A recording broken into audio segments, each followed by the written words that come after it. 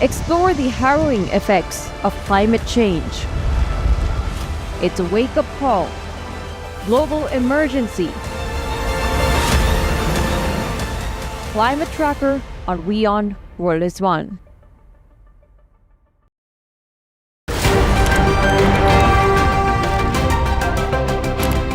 Ready to dive into your daily dose of news?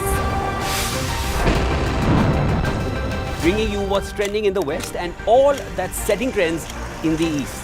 And all of this served up with a side of insightful banter. We don't just bring you the latest stories. We bring you your talking points for the day. And while you do that, from the busy streets of New York, I will provide you with deeper insights on the developments through the course of the day in the US. And I will be here at the WION headquarters, getting you all the action from the universe of sport. All that you need to know about your favorite teams and players, right here. The show that keeps you ahead of the global curve. A conversation you'd want to be a part of. A place where news becomes an engaging exchange. We bring you stories that impact your present. This is World DNA. Join the conversation.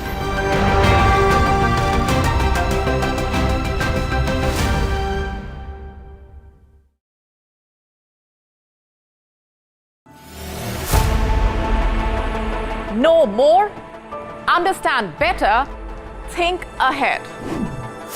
Hello and a very warm welcome. You are watching Gravitas with me, Molly Gambhir.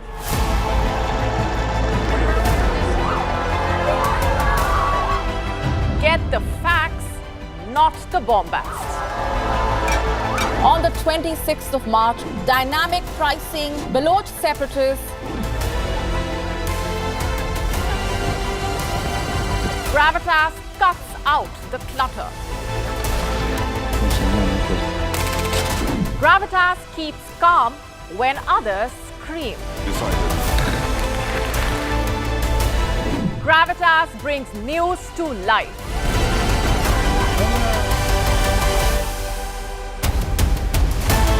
Weekdays 9 p.m. IST, 3:30 p.m. GMT. Gravitas. Seeing is believing.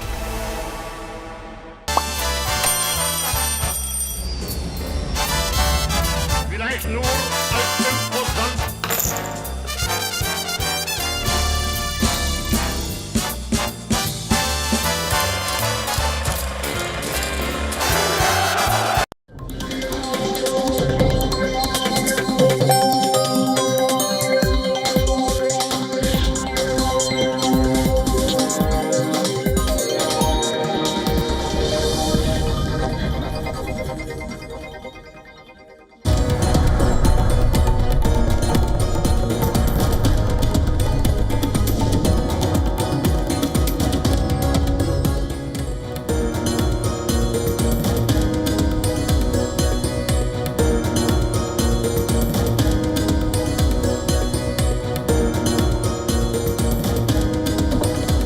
Welcome back, viewers. You're watching Beyond World is One. This is World DNA, the show that gets you ahead of the rest. I'm Shivan Chandna.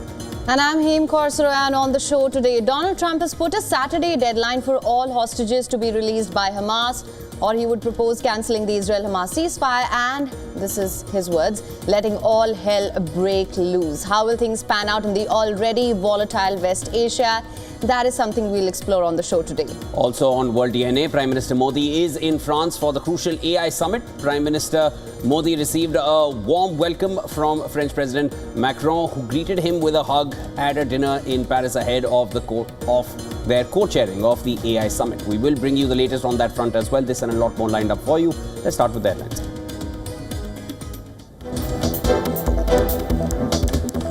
Israeli military raises level of alert, cancels furlough for troops after Hamas postpones the release of Israeli hostages until further notice.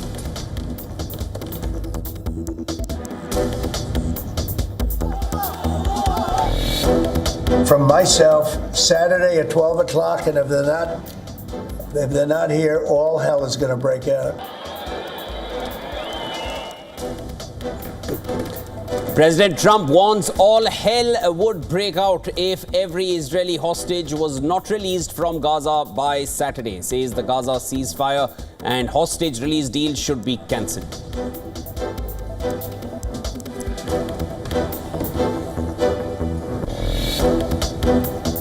President Trump makes good on a promise to slap 25% tariffs on steel and aluminum imports with executive orders, signals additional tariffs on automobiles, pharma and computer chips.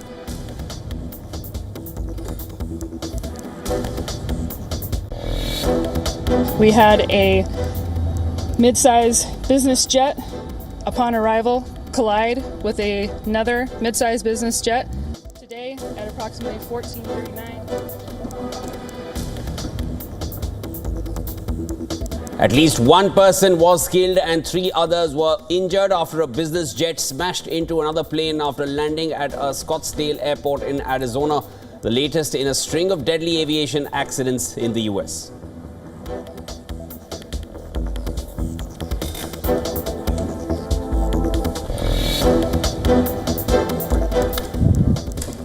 Prime Minister Narendra Modi attends state dinner with world leaders and businessmen on the sidelines of the AI Action Summit, interacts with French President Macron and US Vice President J.D. Vance.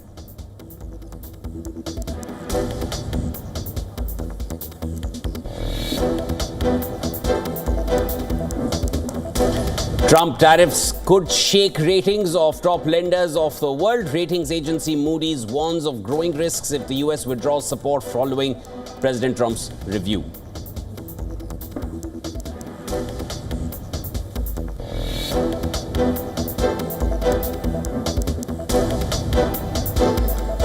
Jalen Hurts continues the decades-long tradition of Super Bowl MVPs visiting the Disney World. The Philadelphia Eagles quarterback takes part in the festive parade day after his team's triumph.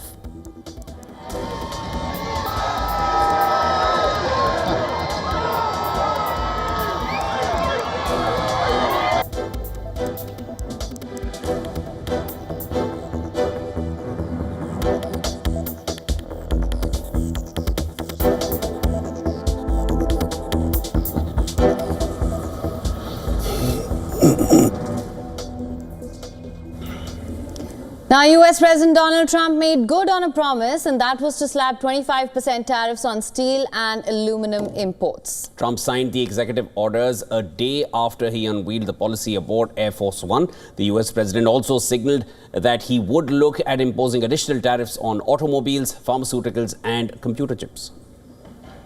Today, I'm simplifying our tariffs on steel and aluminum so that everyone can understand exactly what it means. It's 25% without exceptions or exemptions, and that's all countries, no matter where it comes from, all countries. If made in the United States, however, United States of America, there is no tariff, it's zero. So if it's made in the United States, there is no tariff. All you have to do is make it in the United States. We don't need it from another country. Canada, China and Mexico, which Trump has already targeted with tariffs, are the biggest steel importers to the United States. And according to US trade data, Brazil and South Korea are also major steel providers. The US leader said he was considering an exemption for Australia from the steel tariffs, confirming comments made by Australian Prime Minister Anthony Albanese. Trump has also promised an announcement on Tuesday or Wednesday on broader reciprocal tariffs to match the levies other governments charge on US products. Trump, who has promised a new golden age for the United States, insists the impact of any tariffs would be borne by foreign exporters without being passed on to the US consumers, despite most experts saying the contrary. But he did acknowledge this month that Americans might initially feel the economic pain from the levies. Trump also signed an executive order pushing for a return to plastic drinking straws, saying their impact on marine life was limited. Now, Trump said that the paper straws favored by environmentalists explode. Trump's order reverses a target set by his Democratic predecessor, Joe Biden, to eliminate single-use plastic utensils like straws across government agencies by 2035.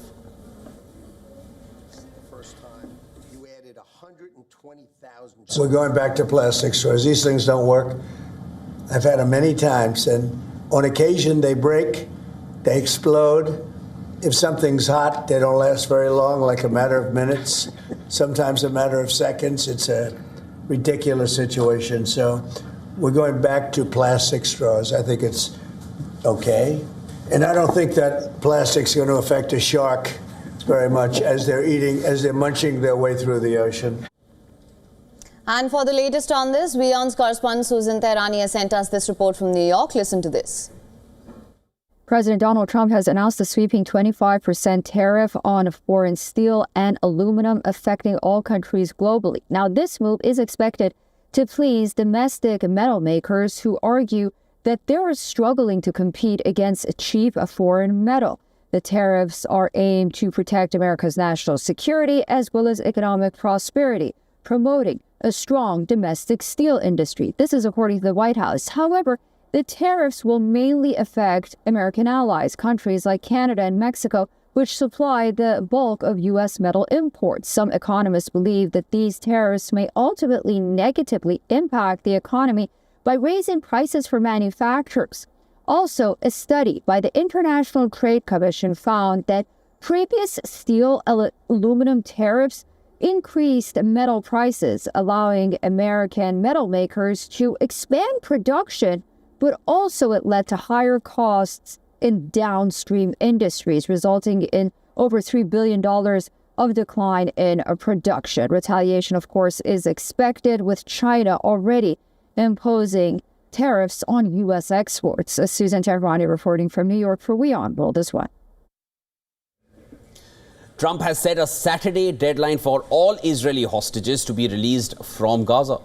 Now, he has said that the Gaza ceasefire and hostage release deal should be cancelled if all hostages are not released by 12 p.m. on Saturday.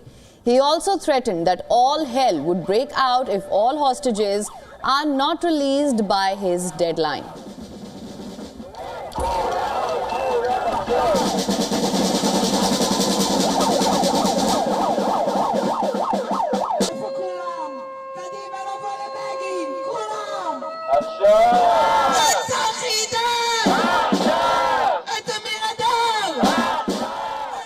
I'd say they ought to be returned by 12 o'clock on Saturday, and if they're not returned, all of them, not in drips and drabs, not 2 and 1 and 3 and 4 and 2.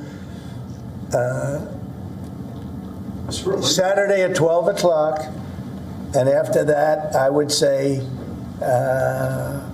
all hell is going to break out. And I don't think they're going to do it. I think a lot of them are dead. I think a lot of the hostages are dead. I think it's a great human tragedy what's happened, how people can be that mean to do. Trump's latest intervention came after Hamas threatened to postpone any further hostage prisoner exchanges, saying Israel needed to fulfill its obligations under a fragile Gaza ceasefire. The Palestinian militant group later said the door remains open for the exchange to proceed as planned, calling on mediators to act. After Hamas announced its intention to postpone the release of Israeli hostages, the Israeli military said it would significantly reinforce areas around the Gaza Strip. The IDF said it was readying for any possible scenario. After Hamas's unexpected announcement, hostage families and their supporters took to the streets of Tel Aviv to press the Israeli government not to abandon the ceasefire agreement. People gathered near a fire while chanting slogans and holding signs with photos of the remaining hostages in Gaza.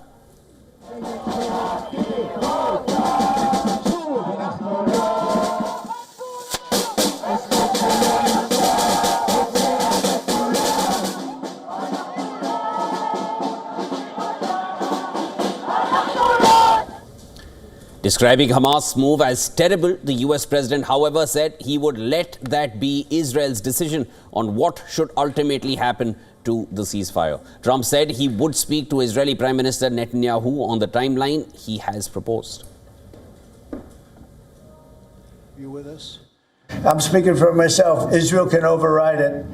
But from myself, Saturday at 12 o'clock, and if they're not here, all hell is going to break out.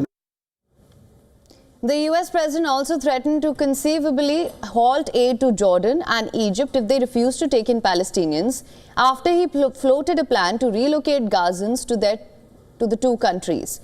The threat came after Egypt rejected any compromise that would infringe on Palestinians' rights, after Foreign Minister Badr Abdelati met with his US counterpart in Washington. Trump is due to meet Jordan's King Abdullah II in Washington today. He is also expected to meet with U.S. Secretary of State Marco Rubio, National Security Advisor Mike Waltz, and the President's Special Envoy to the Middle East, Steve Witkoff. Earlier, in an interview with Fox News Channel, Trump said Palestinians would not have the right of returning to the Gaza Strip under his proposal to redevelop the enclave, contradicting his own officials who had suggested Gazans would only be relocated temporarily.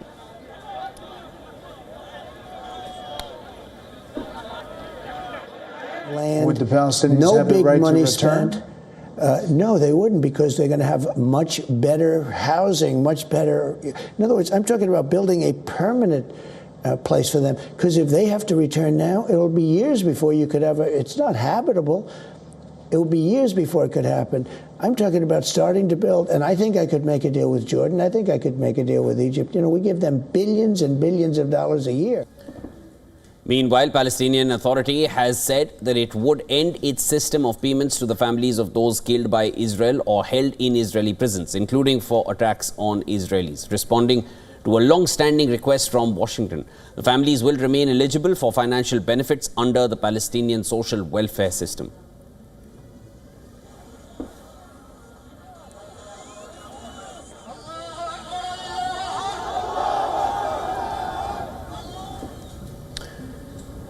All right, for the latest on this, WION's correspondent Susan Tehrani sent us this report from New York.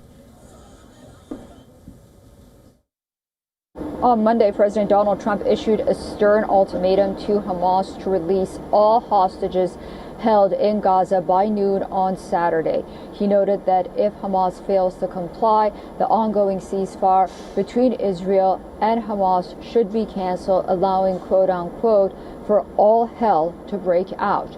Donald Trump emphasized that this means all hostages should be released simultaneously and not in small groups. He also acknowledged that the final decision will be with Israel, but made his position very clear. His statement comes after Hamas's recent announcement to postpone the release of hostages, saying that Israel has violated terms of the ceasefire agreement. Susan Tehrani reporting from New York for WION World is One.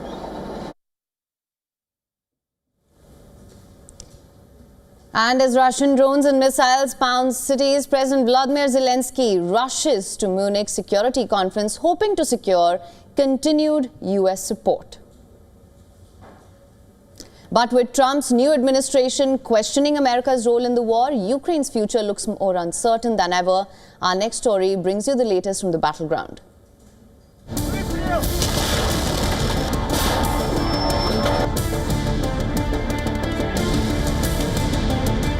Russia tightens its grip on Ukraine as fierce battles rage across the front lines.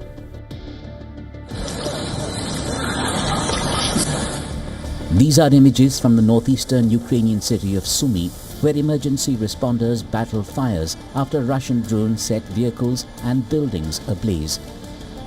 Russian drones also targeted Kyiv. The Russian military releases footage of fierce urban combat as its forces advance towards Kramatorsk, while Ukraine's defenses struggle to hold back the assault. Russia claims it has captured an eastern Ukrainian village near the key military hub of Chasiv Yar, one of the last obstacles blocking its advance. The battle intensifies as Ukrainian forces attempt to hold on to the strategically vital town. Images from the Russian Defense Ministry showed relentless kamikaze drone strikes, leveling entire apartment blocks in Toretsk. Russia now claims control of the ruined city, marking its biggest territorial gain in months. Desperate to hold the line, Kyiv is fighting back hard. A Ukrainian military unit claims to have downed a Russian Su-25 fighter jet near the eastern city of Toretsk. Moscow says there's no agreement on top-level contact with President Trump yet, while asserting all of President Putin's conditions must be met if there's to be a peace deal on Ukraine. We are ready for dialogue, as it has been said repeatedly, including that we are ready to discuss a settlement. of the conflict in Ukraine, but only on an equal and mutually acceptable basis. It requires recognition of the realities on the ground and the elimination of the root causes of the crisis that forced us to start a special military operation. With Ukraine facing mounting losses, Zelensky heads to the Munich Security Conference to meet with key US officials, including Vice President J.D. Vance, Secretary of State Marco Rubio, and Presidential Envoy Keith Kellogg. Donald Trump has repeatedly criticized military aid to Ukraine, insisting he could negotiate a ceasefire in hours. His claim fueled fears in Kyiv and across Europe about the future of Western support. If US aid weakens, Ukraine's ability to resist Russia will be in jeopardy. The war's outcome remains uncertain. Can Ukraine hold out against an emboldened Russia, or will diplomatic pressure force painful compromises? As the battle rages on, Ukraine's fate hangs in the balance. Bureau Report, WION World is One.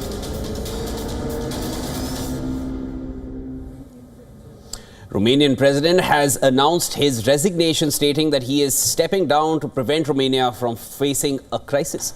Iohannis will officially leave from office on the 12th of February, and this decision comes after mounting pressure from the populist opposition groups and the expectation of Parliament voting for his impeachment.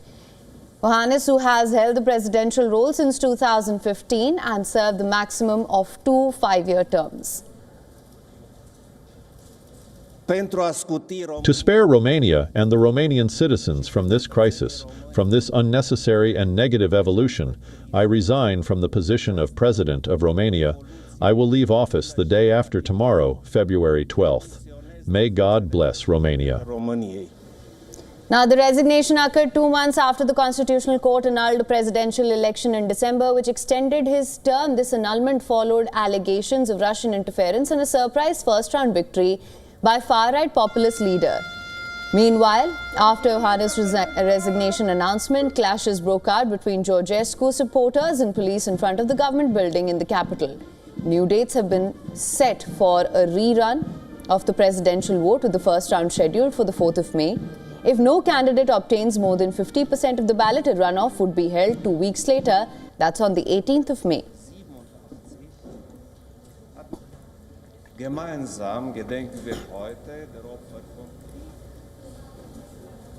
Tensions are simmering in the Korean peninsula. US and South Korea are holding joint military drills near the demilitarized zone. Now, of course, United States and South Korean militaries conducted live fire exercises, and this comes a day after North Korean leader Kim Jong-un criticized military cooperation among the United States, Japan and South Korea for raising tensions in the region. The two countries showcased combined air power and readiness to demonstrate their commitment to maintaining a strong defensive posture against North Korea. South Korean Army's K-1 tank, US Army's AH-64 helicopter and Stryker combat vehicle showcased operational synergy between the two countries. More than 28,000 US troops are stationed in South Korea as part of efforts to deter nuclear-armed North Korea.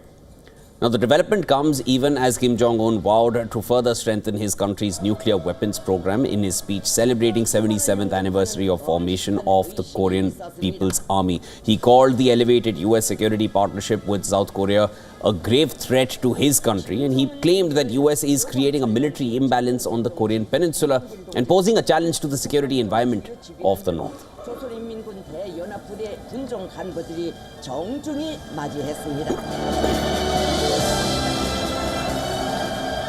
전체 장병들은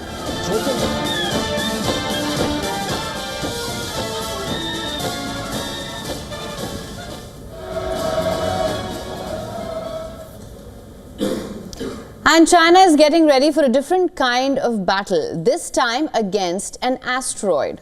The asteroid known as 2024 YR4 has a 1 in 45 chance of hitting Earth in just over 7 years. And now China has started assembling a planetary defense team to counter this threat.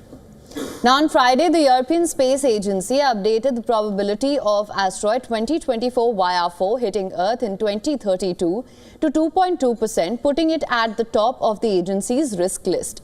WION is estimated to be between 40 and 90 meters across. An impact of this size, particularly over a populated area, carries the destructive power of a nuclear detonation. The asteroid was discovered only in late December last year. Just a week after the asteroid's discovery, China started recruiting for a planetary defense team. A special project center at China's State Administration of Science, Technology and Industry for National Defense posted a recruitment notice listing 3 available roles for a planetary defense post. The center is responsible for aerospace, engineering research and implementation and Earth observation. As per the notice, it is recruiting graduates to study asteroid monitoring and create early warning methods. In September, China had unveiled a conceptual plan for its first mission to defend against a near-Earth asteroid. According to state media, the mission aims to observe an asteroid, then hit it with a spacecraft to alter its path around 2030. Now, there are various methods that could be used to try to stop an asteroid from hitting Earth. In 2022, world witnessed the first successful planetary defense test when NASA altered an asteroid's trajectory by colliding with it. The challenge lies in WION's current trajectory, that's a near straight line away from Earth. This makes precise orbital calculations very difficult. The asteroid will soon fade from view, only to reappear in 2028. If the asteroid is actually on a collision course, even then, nuking it in space is another option.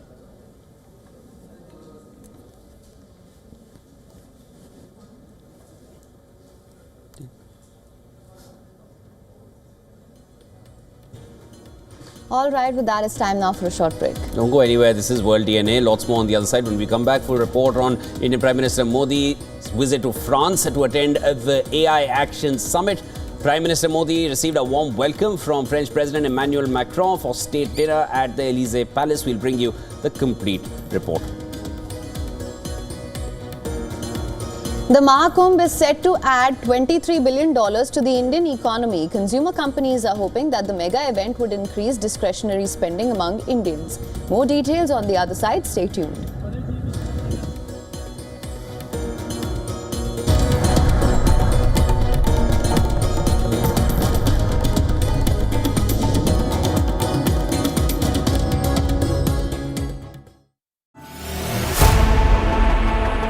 Know more, understand better, think ahead. Hello and a very warm welcome. You are watching Gravitas with me, Molly Gambhir.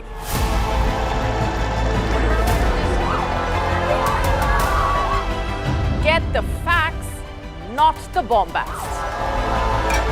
On the 26th of March, dynamic pricing, Baloch separatists,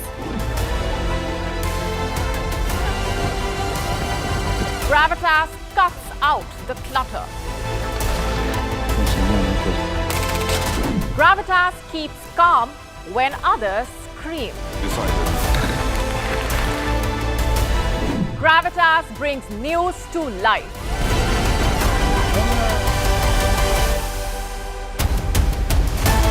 Weekdays 9 p.m. IST, 3:30 p.m. GMT. Gravitas. Seeing is believing. Sudan's military chief Abdel Fattah al-Burhan mulls formation of a technocratic wartime government after the recapture of Khartoum is completed. The Sudanese army has in recent weeks regained ground in the capital along several axes. New White House administration and Elon Musk's budget-cutting team abolishing federal programs like the USAID draws anger from Africa, with many who depended on the agency now distraught. And Nigerian artist Sheriff Abdul Rafiu has distinguished himself in the art scene with his unique technique of creating beautiful portraits by cracking glass. That's this week on World of Africa, at these times on WION World is One. WION, India's global voice, the channel that brings you the biggest stories from across the world through India's lens. Now available in more than 190 countries worldwide. because we believe that the world is one. Watch us in Africa, Europe, USA and Canada, South America, Asia Pacific, Middle East and North African regions. Also available on these digital platforms across the world. WION. World is one.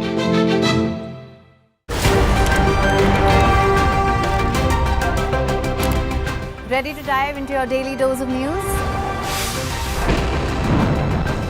Bringing you what's trending in the West and all that's setting trends in the East. And all of this served up with a side of insightful banter. We don't just bring you the latest stories. We bring you your talking points for the day. And while you do that, from the busy streets of New York, I will provide you with deeper insights on the developments through the course of the day in the U.S. And I will be here at the WION headquarters, getting you all the action from the universe of sport. All that you need to know about your favorite teams and players, right here. The show that keeps you ahead of the global curve. A conversation you'd want to be a part of.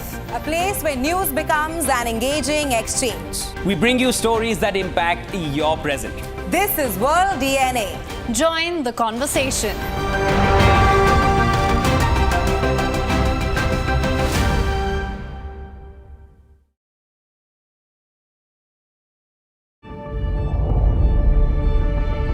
The Earth is sending distress signals. Wildfires, droughts, and melting glaciers. Can we reverse the damage? Explore the harrowing effects of climate change. It's a wake-up call. Global emergency. Climate Tracker on WION World is One. From the bustling trading floors of Wall Street to the vibrant exchanges of Asian stock markets, WION breaks it down for you to make sense of what's happening, as we reveal the key factors behind events, strategic battles, and the game-changing business decisions that shape the world. We bring you all of this and more on World Business Watch.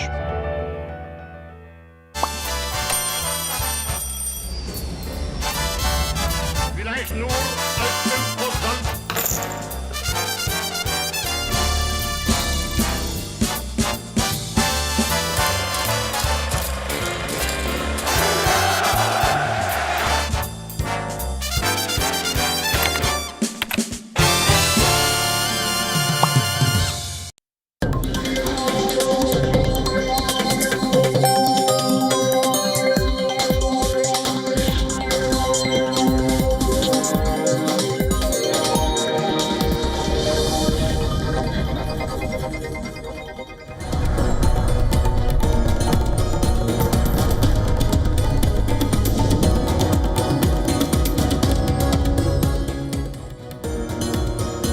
Welcome back, viewers. You're watching World DNA with Haim and I'm Shivan. Lots more on this side of the show as well. Let's start with the headlines.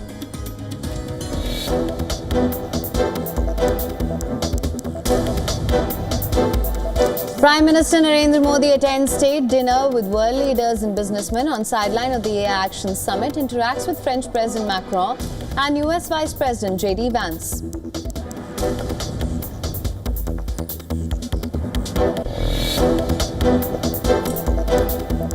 Israeli military raises level of alert, cancels furlough for troops after Hamas postpones the release of Israeli hostages until further notice.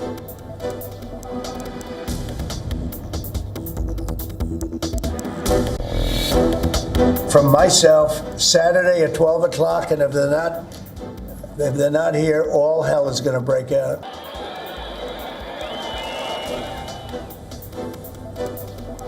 US President Donald Trump warns all hell would break loose if every Israeli hostage was not released from Gaza by Saturday, says the Gaza ceasefire and hostage release deal should be cancelled.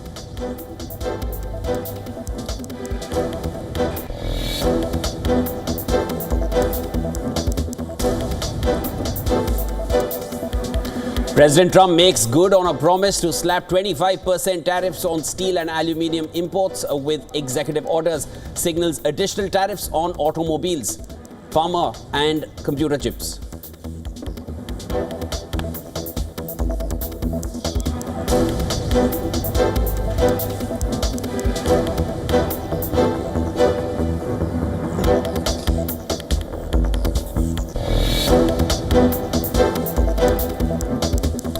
The Trump administration has temporarily closed the Consumer Financial Protection Bureau headquarters and suspended all operations. Acting Director Russell Ward, a key architect of Project 2025, instructed staff not to report to work.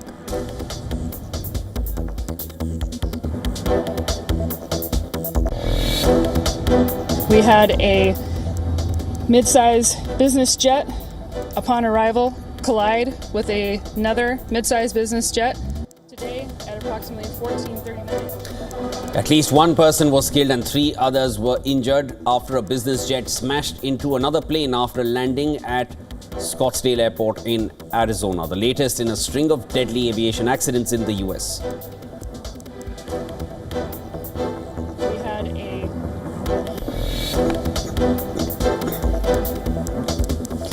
Jalen Hurts continues the decades-long tradition of Super Bowl MVPs visiting the Disney World. The Philadelphia Eagles quarterback takes part in the festive parade day after his team's triumph.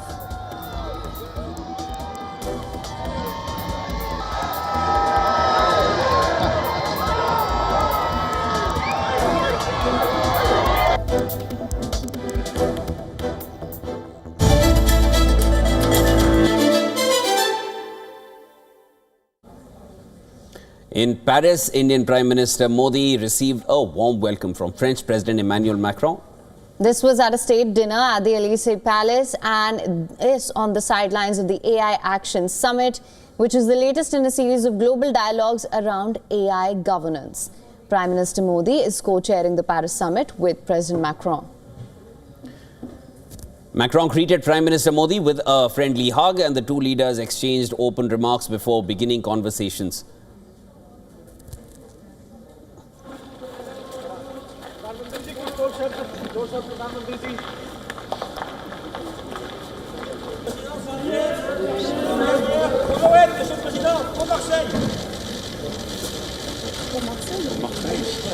Tout à l'heure, il est en boucle là-dessus.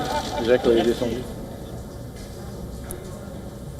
At the dinner, the Indian Prime Minister and the French President met US Vice President J.D. Vance. Or other notable attendees included Canadian Prime Minister Justin Trudeau and German Chancellor Olaf Scholz.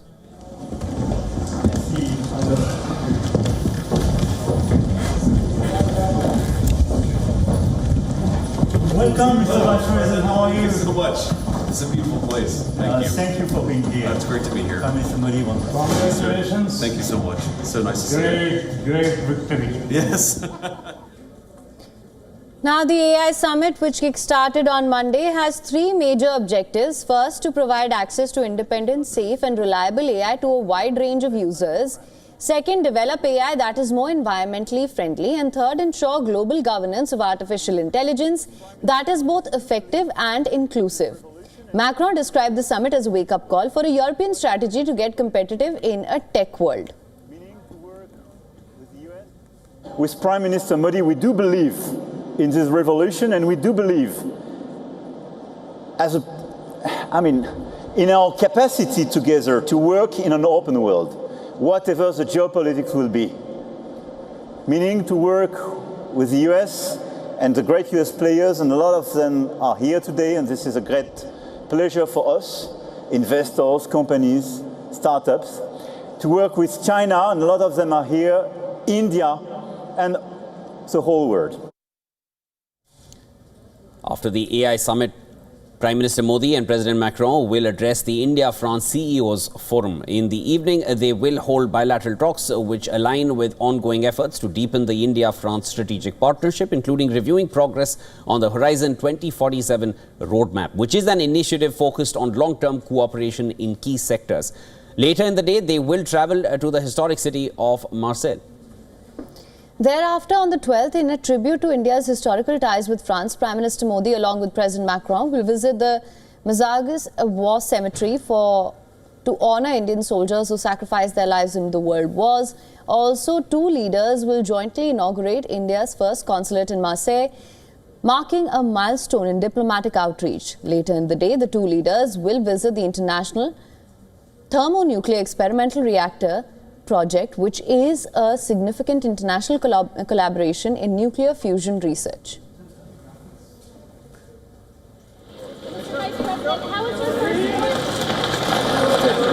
Following his engagements in France, Prime Minister Modi will kickstart the second leg of his tour, heading to the United States at the invitation of President Donald Trump.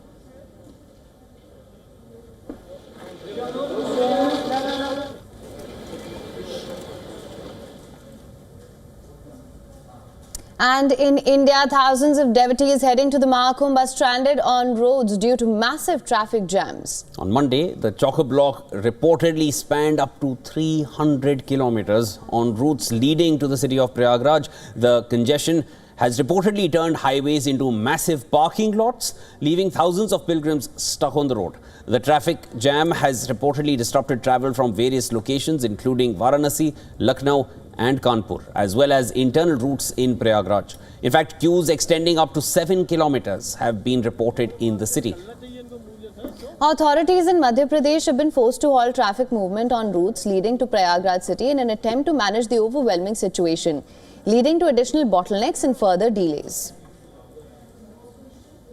According to reports, it was initially assumed that the crowd size will reduce after the Basant Panchami Amrit Snan, but footfall of devotees has been on the rise. Several devotees have been asked to return to their homes because of overcrowding.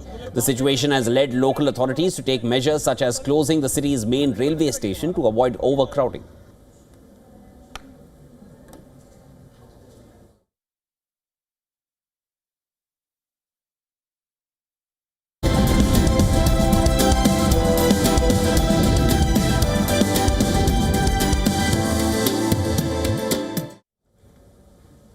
The world's leading consumer goods firms are putting their money on a once every 10 years Mahakumbh in the hopes that it would help reverse the slowdown in spending in India. About 450 million people, including farmers, millionaires, office workers and mystics, will attend the 6-week Mahakumbh Mela in Prayagraj. Take a look at our next report as we dive into the economics of the religious extravaganza.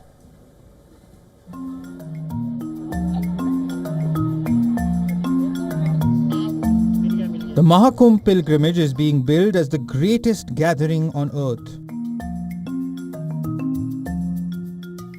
The event has attracted a rush of spending from global heavyweights including Nestle, makers of Pepsi, Coca-Cola, Reliance Industries, Hindustan Unilever and Reckitt Benckiser Group, the owner of Dettol among others. Mahakumbh is being touted as the biggest marketing opportunity in the world. The streets leading to the river Ganga, where Hindus believe one may wash away their sins in a dip, are lined with billboards, vendors and branded resting spots. Independent brand consultant Harish Pijur predicted that companies will spend around 36 billion rupees or $310 million on advertising and marketing. Big brands are using India's biggest pilgrimage to lure consumers. However, they have a challenging job ahead as the celebrations come to a close on 26 February. The Indian government predicts that the event will inject $23 billion into the flagging economy. While industry observers are skeptical of the massive crowds translating to major sales, this year's event is even more tempting for companies. It is considered exceptionally auspicious owing to a celestial alignment that occurs every 144 years. During the preparation, the state of Uttar Pradesh started constructing bridges, marketplaces and hospitals months in advance of the event to handle the huge flow of people, around 1/3 of India's entire population. Consumer powerhouses are peddling their products to a captive audience in the makeshift tent city along the riverbanks. From branded blankets to resting pods, to ads in temporary restrooms, to mini stores by rapid delivery service firms, to community lunches, to Instagram video posts for branding, to mobile ATMs and Kumbh labeled debit cards. companies are using the event for marketing their products in a significant way. Dolat Capital market analyst Sachin Bobade remarked that companies go there to reach a massive audience. He predicted a small but noticeable increase in demand. Bobade said, "There's a fear of missing out on Kumbh. Overall market conditions aren't great. There will be some demand uplift, but it will not be major." He added, "The slowdown is a bit dramatic. We will need 6 Mahakumbhs to lift demand." The government, though, hopes the religious gathering helps the economy out of a slump. The big spending by large corporations focusing on branding during the event does provide significant optimism. Business Bureau Report, WION World is One. The confidence in inflation that the Federal Reserve had last year has dramatically changed to caution this year. Is US President Donald Trump's trade war truly going to change the game when it comes to inflation? They certainly aren't helping. Take a look at our next report for more on this. It's been a tough start to 2025 with financial markets in chaos on Trump 2.0 policies. Since Trump took over as the US president, his executive orders have ignited jitters across global assets. Trump's tariff threats have complicated the Federal Reserve's rate cut cycle. Just a few months ago, the Fed enjoyed a rare moment of confidence. Inflation was becoming more predictable, giving officials the much-needed courage to start cutting rates. That confidence has unsurprisingly diminished. Sticker inflation numbers and tariff threats have prematurely put the brakes on the Fed's ambitions to get interest rates back to neutral. But for all the hype, are tariffs really a big deal for inflation? A report from the Boston Fed concludes that tariffs would have added less than a percentage point to core inflation. That is not big in the scheme of things. But as the Fed paper makes clear, it really comes down to how firms respond. Small changes to retail margins can make a surprisingly big difference. Are firms still well positioned to pass on the full cost of higher tariffs? Well, consumer spending still looks decent, and presumably this week's retail sales figures should show a boost as shoppers have front-run tariffs. Away from tariffs, any good U.S. inflation news will boost investor sentiment. Rents have been a major driver of core inflation for a long time now. However, rents have been falling. None of this is to say inflation won't remain elevated this year. Still, it's far from clear how inflationary the president's plans on tariff and migration will end up. U.S. inflation will make early headlines this week with the risk of higher prints for both headline and core measures. Food prices, egg prices in particular, and energy costs have been rising while vehicle prices are grinding higher and housing costs remain sticky. Inflation is likely to remain elevated, and the Fed is unlikely to cut rates before June. Over in Europe, policymakers face a different challenge, and that is higher natural gas prices. Headline inflation is creeping higher, and European surveys on selling prices have started to rise again. Still, none of this seemed to faze the European Central Bank, unlike the Fed. But listening to the Bank of England last week, it is clear that the ghosts of the 2022 gas price shock are still haunting officials. Still, Trump's ability to surprise markets with new announcements on a multitude of topics will continue to keep participants on edge this week as well. Business Bureau Report, WION World is One.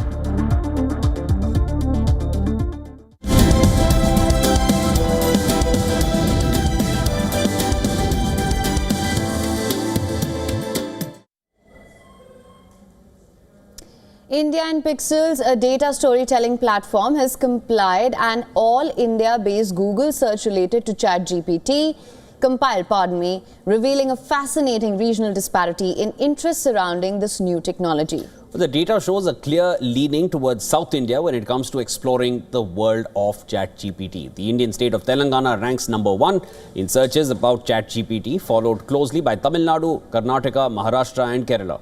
Interest in ChatGPT appears lowest in India's northeastern states.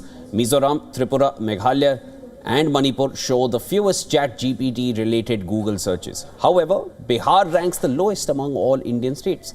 The ranking reflects Google searches for ChatGPT over the 90-day period from November 3rd, 2024 to February 3rd, 2025. One key factor contributing to this north-south divide is likely education and employment trends. Economic factors also play a significant role in lower AI adoption rates.